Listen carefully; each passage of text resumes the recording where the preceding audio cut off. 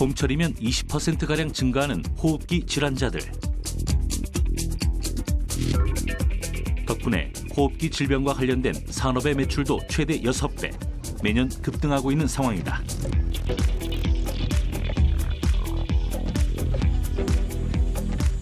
특히 기능성 마스크는 물론 실내 공기질을 개선할 수 있는 각종 가전제품들이 인기다. 이들의 수요가 늘고 있는 이유, 바로 보이지 않는 적이라 불리는 미세먼지 덕분이다. 문제는 이 미세먼지가 다량의 중금속 등 유해성 물질을 함유하고 있다는 사실. 눈에 보이지 않기에 대수롭지 않게 여길 수 있는 이 조그만 물질들이 건강에 치명적인 영향을 줄 수도 있다.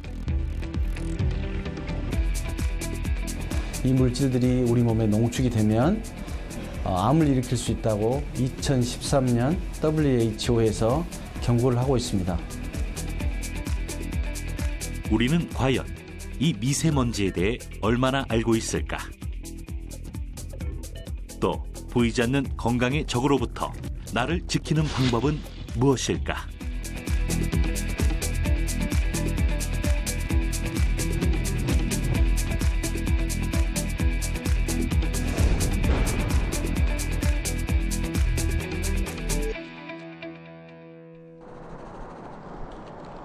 한때 고속 경제 성장의 상징으로 여겨졌던 공장의 높은 굴뚝.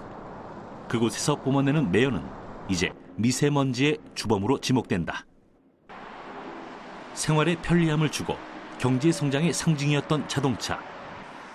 자동차의 배기가스 역시 대기 오염의 책임에서 자유로울 순 없다. 산업화의 부작용으로 야기된 환경의 역습. 우리나라 전역에서 측정된 미세먼지 농도 현황에서도 잘 드러나고 있다.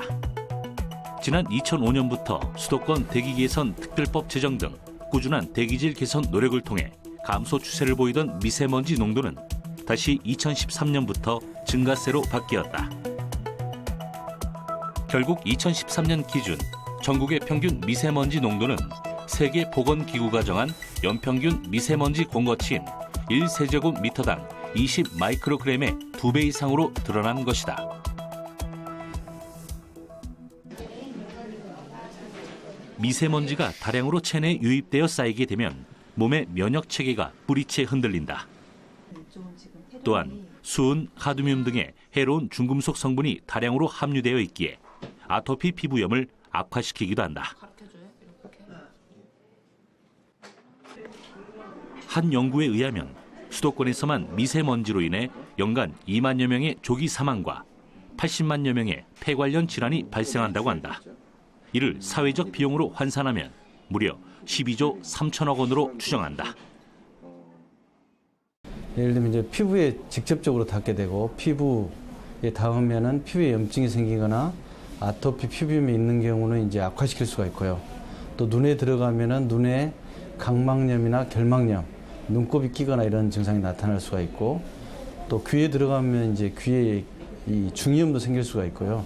또 코에 들어와서 이제 이 비염, 또 부비동염이 생길 수가 있고, 이게 미세먼지가 이제 코를 통해서 들어가면서 후두염도 일으킬 수 있고, 또 한 가지는 이제 그 심장 질환, 협심증이나 이 심근경색증이 있는 경우는 이 미세먼지가 들어오면서 폐에서 이제 가스교환이 장애를 일으키면서 이 폐에도 산소가 저하되고 심장에도 산소가 저하되면서 이제 더 심한 병을 일으킬 수가 있는 것이죠.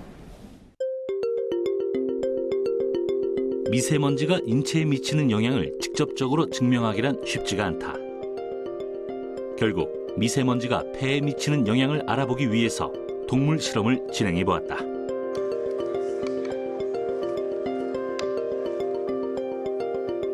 이 실험은 쥐를 일정량의 미세먼지에 노출시켜 어떤 증상을 보이는지 또 어떤 염증 반응을 일으키는지를 확인하는 실험이다.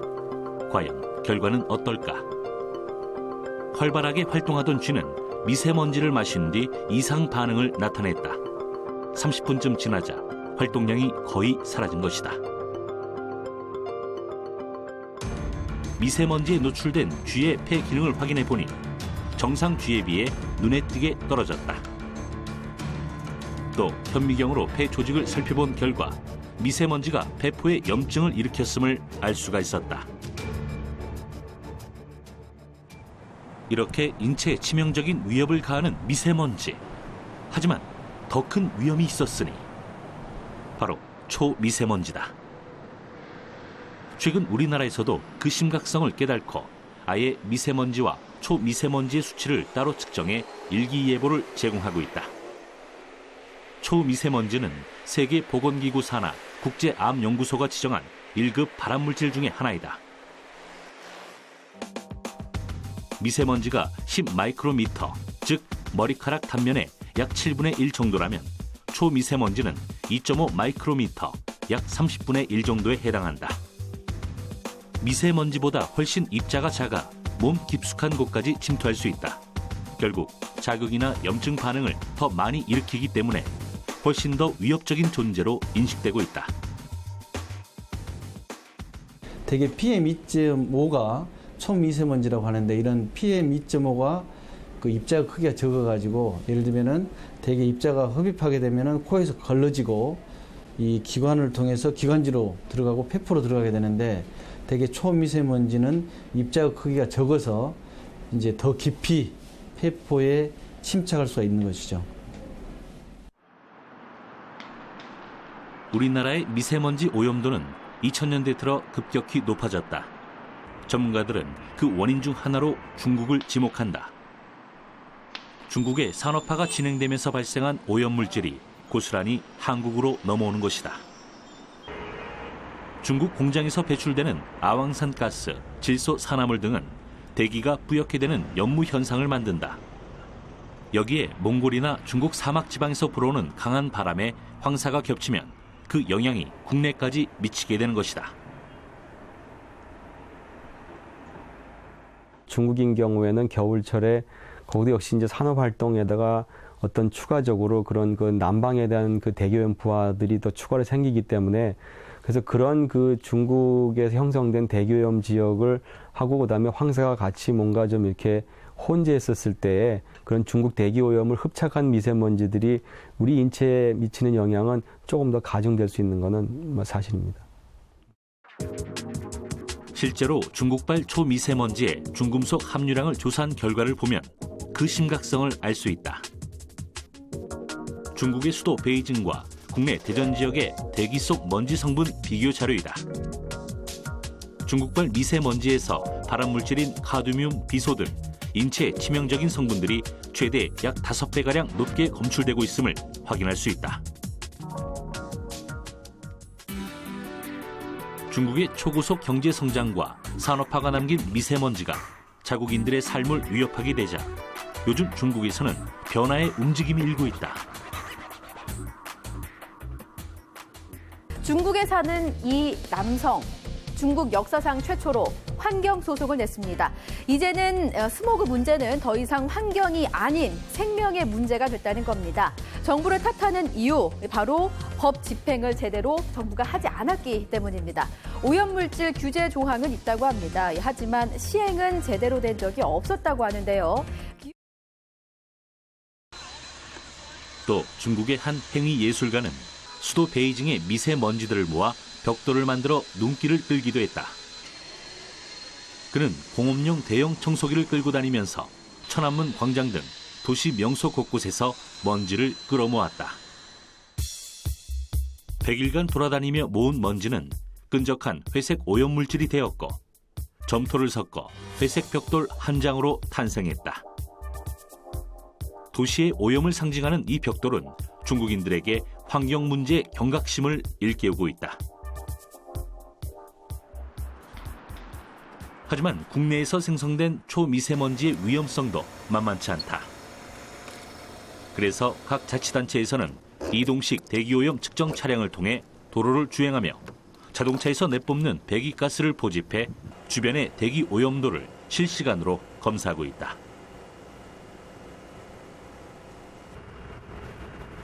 디젤이나 가솔린 차량에서 배출되는 미세먼지와 질소 산화물, 이산화탄소는 물론 블랙 카본의 양을 실시간으로 측정하면서 대기오염 관리 체계를 구축하는 데 큰 역할을 하고 있는 것이다. 이런 작업이 중요한 이유는 인체에 유해한 초미세먼지의 86%가 자동차 매연에서 발생되는 것으로 알려져 있기 때문이다. 국내 대도시 미세먼지 배출의 주요 원인을 살펴봐도 자동차 배기가스가 가장 많은 비중을 차지한다.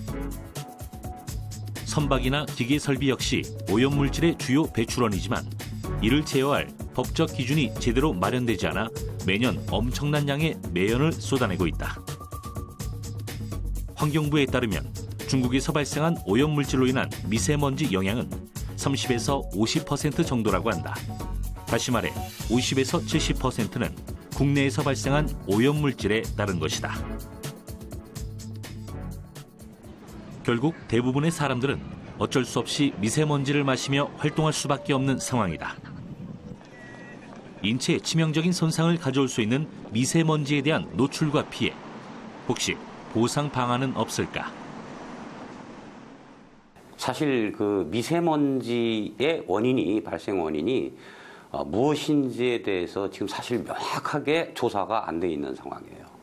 예를 들어서 중국발 황사의 영향이 어느 정도이고, 그다음에 우리나라 자체에서 발생하는 미세먼지의 비중이 어느 정도인지, 이것조차도 사실은 조사에 따라서 너무나 천차만별이고, 예를 들어서 뭐 공장이면 공장, 뭐 이런 식으로 특정이 돼야 되는데 이 특정이 상당히 곤란한 문제가 있죠. 뭐 그런 굉장히 복잡한 문제가 있어가지고 이 중국 정부를 상대로 한다든가 이런 게는 굉장히 좀 쉽지 않은 그런 문제죠. 우리나라에서는 2007년 최초로 자동차 회사와 국가를 상대로 대기오염 피해에 대한 배상을 청구하는 집단 소송이 제기되기도 했었다. 하지만 국가나 자동차 회사에서 손해배상의 책임이 없다는 최종 판결이 내려졌다. 이는 이웃나라 일본과는 사뭇 다른 결과였다. 일본 동경에서 1996년도부터 시작을 해서 2007년도에 이제 그 대기오염 소송을 해서 1심에서 일부 이겼습니다. 일본은 그때 정말 우리가 놀란 것이, 일본은 그 지방자치단체에서 이런 대기오염으로 인한 피해 이런 것들을 수십 년에 걸쳐서 20년 이상 역학조사를 쭉 그 지방자치단체의 재정으로 역학조사를 해온 거예요. 이게 결정적인 증거가 돼가지고 동경 대기오염 소송에서 일부 승소를 한 건데, 제가 서울 대기오염 소송을 하면서 느낀 건데, 우리나라는 지방자치단체에서 일체 이런 그 역학조사가 없었어요. 그래서 정말 우리나라에서도 이런 부분에서 이 지방자치단체에서 좀 신경을 써가지고 예산을 좀 투입을 해가지고 역학조사를 해야 될 필요성이 있다, 이런 생각이 많이 가졌습니다.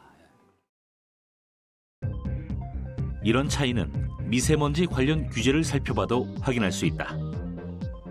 우리나라는 세계보건기구 권고 기준 등을 고려해 국내 대기 환경 기준을 설정하고 있다. 하지만 세계보건기구 권고 수준에 비해 굉장히 높은 수치이다. 결국 우리나라는 상대적으로 선진국 대비 환경 기준이 느슨한 면이 있다는 평가를 받고 있다.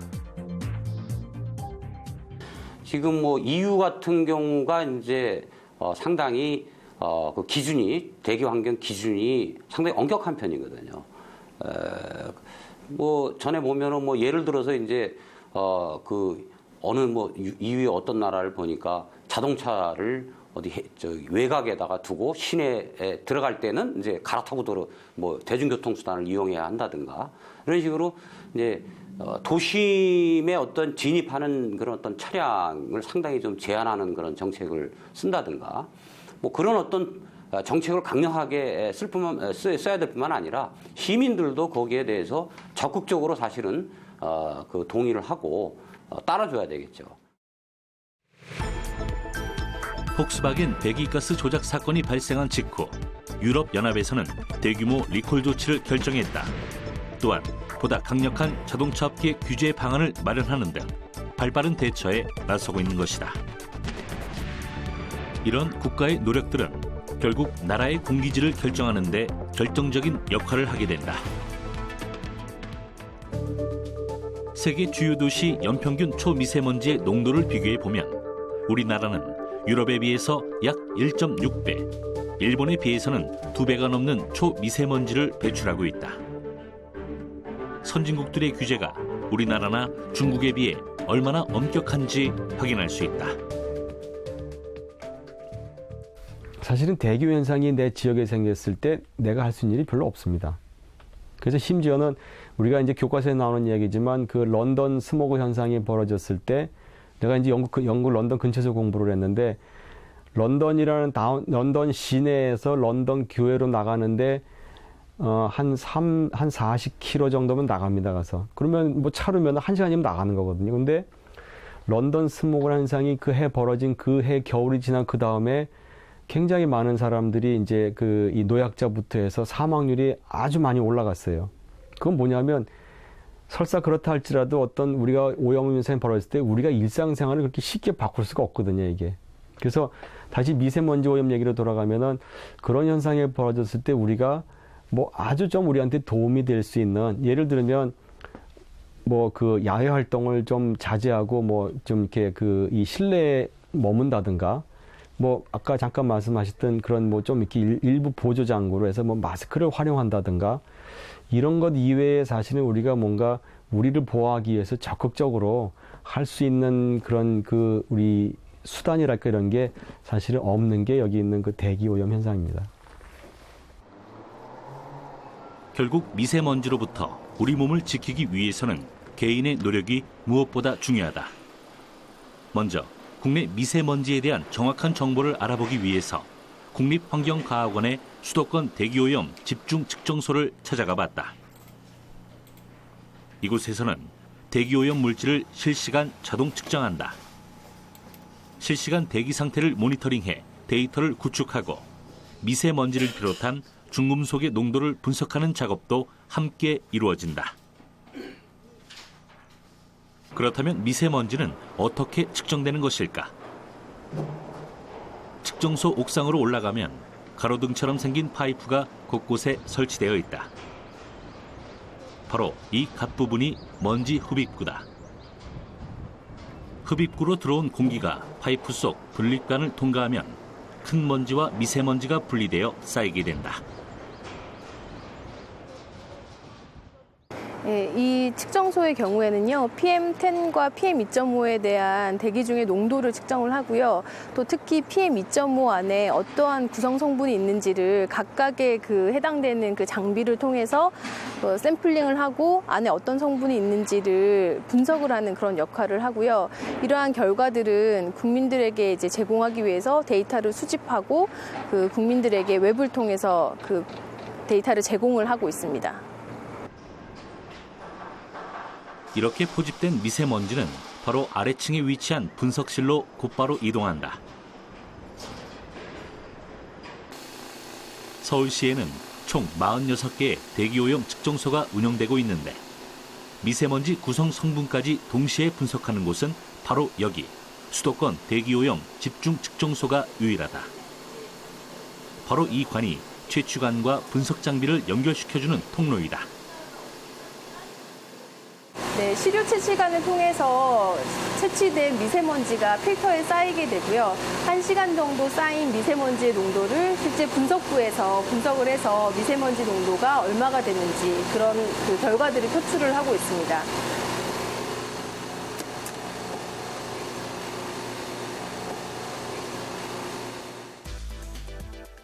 이곳에서 1시간 정도 샘플링된 미세먼지가 필터에 쌓이면 이렇게 까만 점으로 찍혀나온다. 걸러진 먼지에 방사선을 투과시킨 후 흡수율을 계산하면 미세먼지의 농도를 측정할 수 있는 것이다. 이렇게 분석된 정보는 한국환경공단에서 관리하고 있는 웹사이트인 에어코리아에 전송된다. 이런 노력들 덕분에 우리는 거리를 걸으면서도 스마트폰을 통해서 시시각각 변하는 미세먼지 정보를 손쉽게 확인할 수 있다. 미세먼지에 대한 경각심이 점점 높아지는 가운데 미세먼지 수치를 확인할 수 있는 어플리케이션에 대한 관심도 늘고 있다. 서울시 구로구에 위치한 한 기상업체. 실시간으로 미세먼지 정보를 알려주는 어플리케이션 제작에 선보이고 있다. 예전엔 집을 나설 때 날씨 정보를 확인하는 데 그쳤다면 요즘 사람들은 미세먼지 예보에 더 민감한 반응을 보인다고 한다.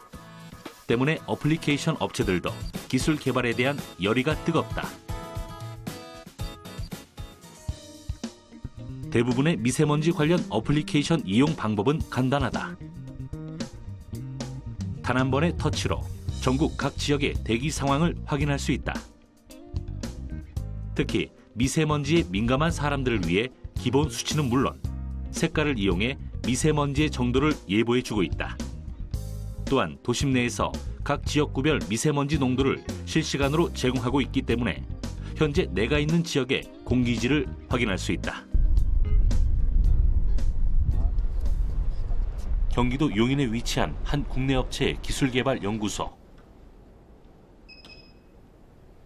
미세먼지 관련 용품들을 지속적으로 개발해 선보이고 있는 이 회사의 주력 제품 중에 하나는 미세먼지를 차단할 수 있는 기능성 마스크이다. 이곳 연구소에서는 일반 면 마스크와 미세먼지 차단용 마스크의 구조를 볼 수 있는데 일반 면 마스크와 미세먼지 차단용 마스크는 성능 면에서 어느 정도 차이를 보이고 있을까? 또 그 구조는 어떻게 다른 걸까? 제작진은 각각 마스크들을 기능과 구조를 자세히 살펴보기 위해서 연구진에게 마스크 구조 확인 비교 실험을 부탁해 보았다. 비교 실험은 간단하다. 각 마스크 샘플을 알맞은 크기로 잘라서 고배율의 현미경을 통해 구조를 확인하고 비교해 보는 것이다.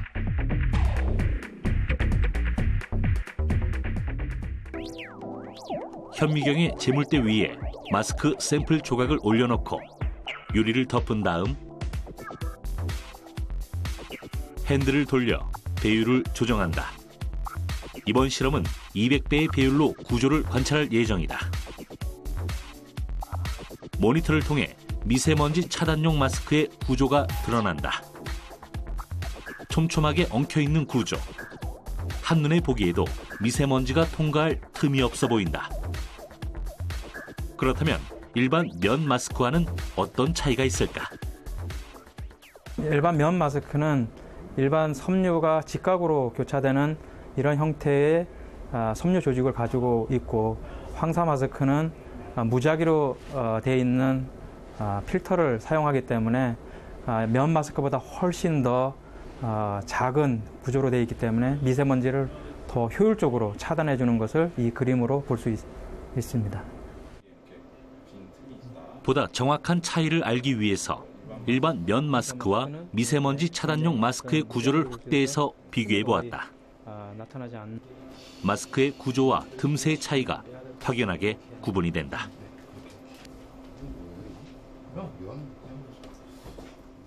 여기는 이제 미세먼지가 얼마만큼 차단이 되는지를 실험하는 마스크 실험 장비가 있는 실험실입니다. 그래서 그렇다면 실제 미세먼지 차단율은 어떨까? 이번엔 미세먼지 차단용 마스크와 일반 면 마스크의 미세먼지 차단율을 비교해 보기로 했다. 준비한 미세먼지 차단용 마스크를 뜯어 테스트 용기에 끼운다.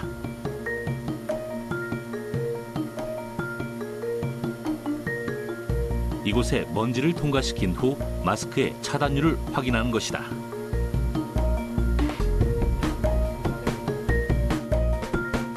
면 마스크도 똑같은 조건으로 테스트를 준비한다.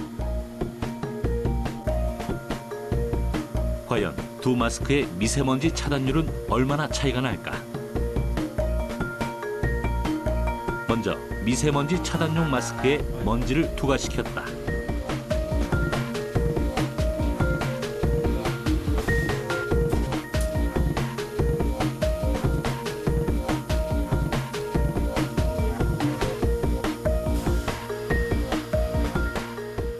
유량이 분당 94.9리터로 흘렀을 때 침투율이 2.65%라는 얘기는 미세먼지 차단율이 97.35% 정도, 그러니까 98% 정도의 미세먼지 차단율을 나타내고 있습니다.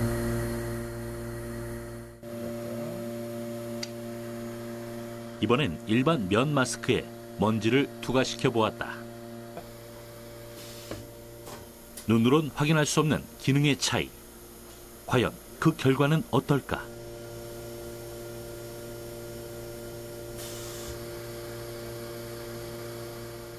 면 마스크를 분당 95.1리터를 투과했었을 때 페네트레이션이 투과율이 80.7%라는 얘기는 미세먼지 차단율이 20% 정도밖에 안 나왔다는, 거의 미세먼지를 차단하지 못한다는 것을 보여주고 있습니다.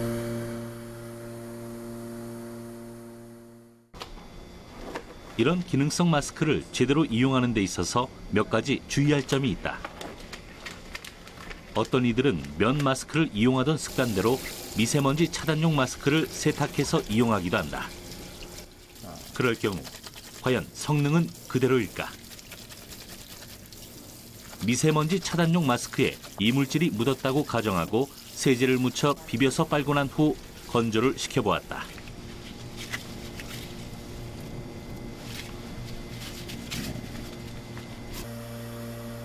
겉으로 보기에는 처음과 다름없는 미세먼지 차단용 마스크. 다시 먼지를 통과시켜 차단율을 확인해 보았다. 일반적으로 마스크를 세탁을 하게 되면 마스크 내부에 있는 필터에 손상이 이루어지기 때문에 마스크의 차단 효율이 굉장히 떨어집니다. 실제적으로 미세먼지 차단율이 97%던 것이 50%대 이하로 급격하게 떨어지는 것을 확인할 수 있었습니다. 세탁으로 마스크의 기능이 절반가량이나 떨어진 것을 확인할 수 있었다.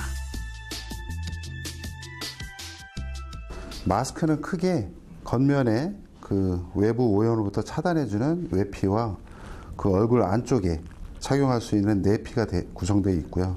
가운데에 궁극적으로 먼지 입자나 초미세먼지 입자를 걸을 수 있는 필터로 구성되어 있습니다. 그래서 내피는 가급적 손을 대지 마시고 얼굴에 바로 착용을 해주시면 되고, 외피도 오염이 됐다는 얘기는 필터도 오염이 될 가능성이 높기 때문에 그때까지만 착용을 해주시면 될 것 같습니다. 착용법도 중요하다. 먼저 마스크를 착용하기 전 외피와 내피가 오염되지 않았는지 확인한다. 그 다음은 코 지지대가 있는 쪽을 위쪽으로 얼굴에 착용한다. 같이 동봉된 고리를 머리 위로 연결시키면 밀착력을 높일 수 있다. 그러나 무엇보다 중요한 것은 바로 제대로 된 제품을 고르는 일이다. 황사나 미세먼지 마스크를 찾으실 경우에는 식약처에서 허가한 보건용 마스크를 구매하시는 게 맞고, 식약처 허가한 그 의약외품 마스크는 KF 등급이 표기되어 있습니다. 그래서 KF80 이상의 수치를 확인하셔서 구매하시면 됩니다. 사람들이 미세먼지에 대해서 간과하고 있는 점이 하나 있다. 바로 실내에서 발생되는 미세먼지이다. 먼저 많은 사람들이 이용하고 있는 대중교통이나 직화구이를 이용하는 음식점에서 발생할 수 있는 미세먼지의 위험성에 대한 이해가 필요하다.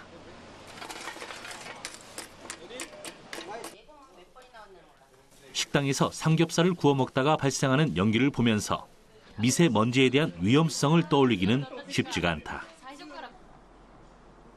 프린터와 복사기 역시 작동될 때마다 토너와 잉크의 미세먼지가 사무실 내부로 방출된다.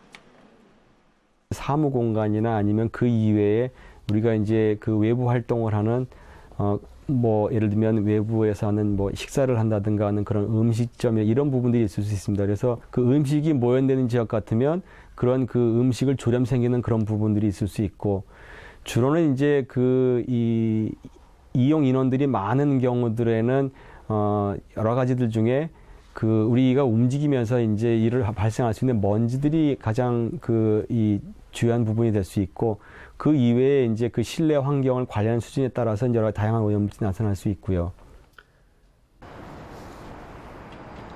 과연 우리가 생활하는 일상에서 발생되는 미세먼지는 얼마나 될까? 아직 미온이지만 어린 조카들과 생활하고 있어 청결에 유독 신경을 쓰게 된다는 이경은 씨의 일상을 취재해봤다.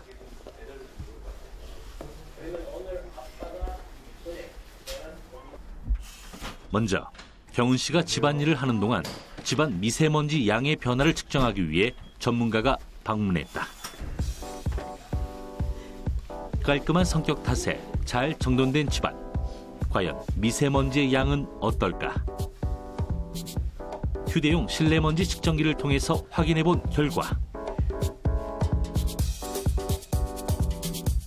집안의 공기질을 점수로 환산해 봤더니 100점 만점에 76점, 즉 보통으로 드러났다. 적어도 안심하고 활동할 수 있는 수준이다. 바쁜 가족들 대신 식사 준비를 하는 경은 씨. 오늘 그녀가 준비하는 메뉴, 바로 삼겹살이다. 가스불을 올리고 고기를 굽기 시작하지만 바깥 공기가 그리 좋지 않아서 창문은 열지 않고 고기를 굽는 경은 씨. 삼겹살이 노릇노릇 익어가면서 어느새 연기가 피어오른다.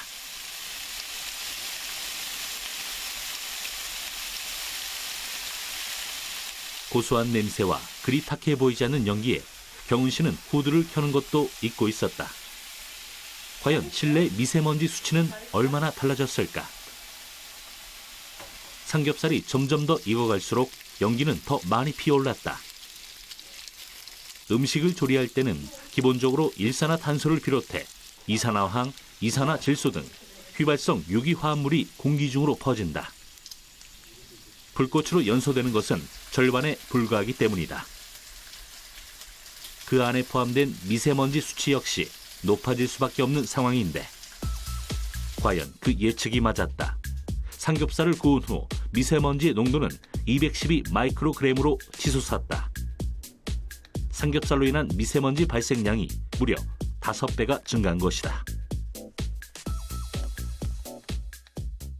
조금 전에 삼겹살을 구운 거는 밀폐된 공간에서 가정용 후드를 틀지 않고 삼겹살을 구웠을 적에 약 212 마이크로그램의 미세먼지 수치가 나왔습니다. 이 수치는 160 마이크로그램의 미세먼지 수치를 보이는 외부에서 활동을 할 경우 밀폐된 공간에서 약 1시간 반 동안 담배 연기를 흡입하는 것 같은 굉장히 심각한 그런 미세먼지 수치입니다.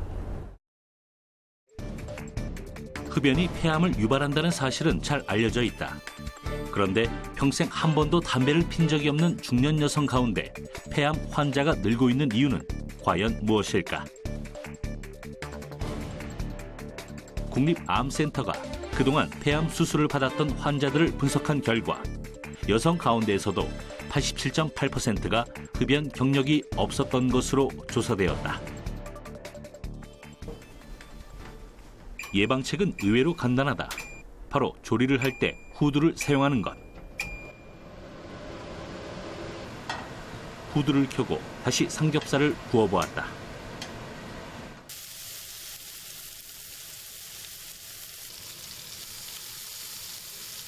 발생되는 연기의 양은 동일하지만 유해 물질이 포함된 미세먼지는 곧바로 후드를 통해서 외부로 배출된다.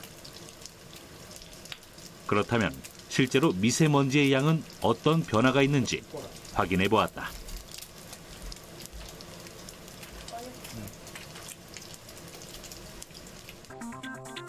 미세먼지의 실측값은 54 마이크로그램, 실내 공기질은 100점 만점에 70점이다.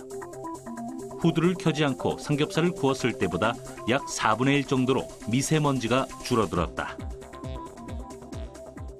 그 후드의 역할이 중요한데 예를 들면 후드도 오랫동안 청소를 않고 그 후드 필터를 갈지 않으면 사실은 큰 의미가 없어지거든요. 그래서 그 후드도 주기적으로 그 필터를 갈고 사용하는 것도 굉장히 중요합니다. 실내 청기를 중요시하는 경은 씨는 틈이 나면 습관적으로 청소기를 돌린다.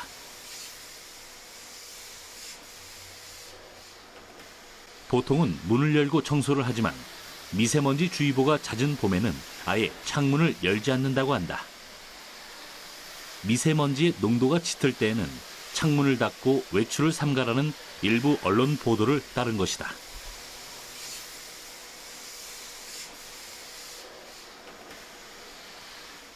과연 청소기를 통해서 집안의 먼지들을 빨아들이고 나면 공기 중 미세먼지의 양은 어떻게 변할까? 평소 경은 씨가 청소하는 습관 그대로 창문을 모두 닫고 집안 곳곳을 청소기를 이용해 먼지를 빨아들였다. 그리고 집안의 미세먼지 양을 측정해 보았는데 의외의 결과가 나왔다. 미세먼지 측정 결과 70 마이크로그램, 미세먼지가 증가한 것이다. 어떻게 청소기로 먼지를 빨아들였는데도 공기청정도가 떨어진 걸까? 청소를 했는데 왜 수치가 올라갔냐면은 미세먼지 입자는 공기보다 이제 가볍기 때문에 그 실제로 청소기를 돌렸을 적에 오히려 더 공중으로 부유를 하면서 미세먼지들이 활발하게 공기 중에 떠다니는 결과를 낳게 된 겁니다. 실제로 보고 좀 많이 당황했어요. 왜냐하면 저는 가족들 생각한다고 또 열심히 청소하고 좀 깨끗하게 저는 살고 있다고 생각을 했는데 오히려 청소를 하는 동안에 그 미세먼지가 훨씬 더 많이 나온다라는 그 사실이 좀 당황스럽긴 하네요. 진공 청소기는 그 자체로도 모터가 회전축과 마찰하면서 미세먼지가 발생한다. 또 필터를 청소하지 않으면 청소기 안의 먼지가 다시 나올 수 있기 때문에 실내 미세먼지 양을 줄이기 위해서는 필터를 자주 교체하는 것이 무엇보다도 중요하다. 그러나 뭐니 해도 실내 미세먼지를 줄이는데 가장 중요한 일은 창문을 활짝 열고 환기를 시키는 일이다. 우리가 환기를 했었을 때 건물을 예를 들면 집에 문을 연다든가 창문을 열어서 환기를 했었을 때 외부에서 먼지가 일부 들어온다는 것은 그것만큼의 실내에 있는 오염물질이 밖으로 나가는 거기 때문에 전체적으로는 일부 오염물질을 받아들이고 더 많은 오염물질을 밖으로 내놓는 그런 효과가 있기 때문에 주거 환경에서는 되도록이면 조금 더 그 환기를 많이 하는 것이 그 실내에 있는 미세먼지뿐만이 아니고 오염을 관리하는데 많이 도움이 되는 것으로 그렇게 이해하고 있습니다. 실내 공기를 신선하게 유지하는 방법 중에 하나로 주목받고 있는 것이 있다. 바로 이 식물들. 실내에서 키우면 자연적으로 공기를 정화해주는 공기정화식물은 실내 미세먼지의 위협에 시달리는 현대인들에게 좋은 파트너가 된다고 하는데 과연 그 효과는 어느 정도일까?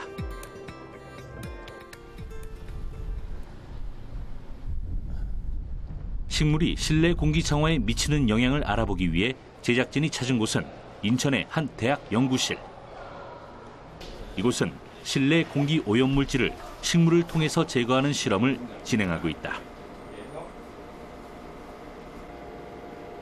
이들은 실내 공기 오염물질인 미세먼지와 초미세먼지, 휘발성 유기화합물과 이산화탄소 등을 식물 필터와 미네랄 필터에 통과시켜 공기 정화도를 측정한다.